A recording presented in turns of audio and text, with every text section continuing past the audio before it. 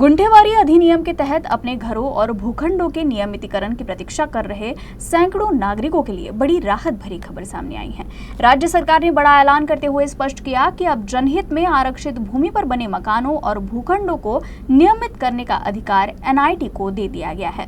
मंगलवार को विधानसभा में ध्यानाकर्षण के दौरान कांग्रेस विधायक विकास ठाकरे ने यह मुद्दा उठाया, जिस पर जवाब देते हुए उद्योग मंत्री उदय सामंत ने ये जानकारी दी।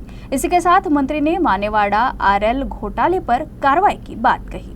एनआयटीनी ज्या पीयू लँड होत्या, पीआय लँड होत्या, पब्लिक इन्स्टिट्यूशन त्या वेगवेगळ्या संस्थांना दिलेल्या, मग त्या संस्था ज्या पर्पजसाठी त्या जागा दिल्या तोच वापर करत आहे की कमर्शियल ऍक्टिव्हिटी करत आहेत, असे अनेक प्रश्न आहेत त्या एनआयटी मध्ये।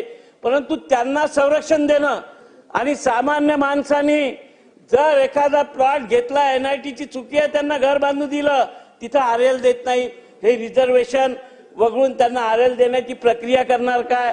आणि हे चुकीचे जे प्लॉटचा आरएल दिलेला आहे या मधल्या अधिकाऱ्यांची चौकशी देऊन आरएल कॅन्सल करणार काय, हा माझा स्पेसिफिक प्रश्न आहे। अध्यक्ष महोदय, सन्मान्य सदस्यांनी ज्या संस्थेचा विषय सांगितलाय ते तपासून बघण्यात येईल आणि ज्या रीटचा ते या ठिकाणी उल्लेख करतायत त्या संदर्भामध्ये शासनानं त्यांचं नाव आहे कार्यवाही योग्य ती करावी अशा पद्धतीचे निर्देश झालेले होते आणि त्याच्यानंतरच 5/3/2025 ला ही सगळी यंत्रणा सुलभ होण्यासाठी शासनाकडून निर्देश दिले गेले।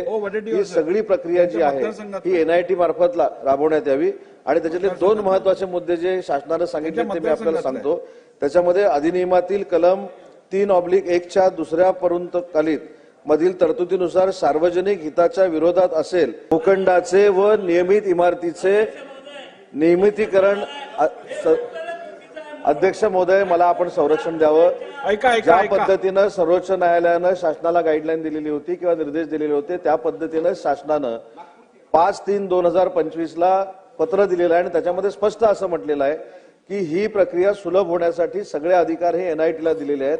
तिथल्या तिथे त्यांनी सुनावण्या घ्याव्या, सार्वजनिक हिताच्या गोष्टी कुठच्या आहेत त्या तपासाव्यात आणि जी भूखंड नियमित करण्यालायक आहेत ते तात्काळ त्या ठिकाणी करावेत अशा पद्धतीच्या सूचना शासनामार्फत नागपूर प्रन्यासाला ऑलरेडी गेलेल्या आहेत।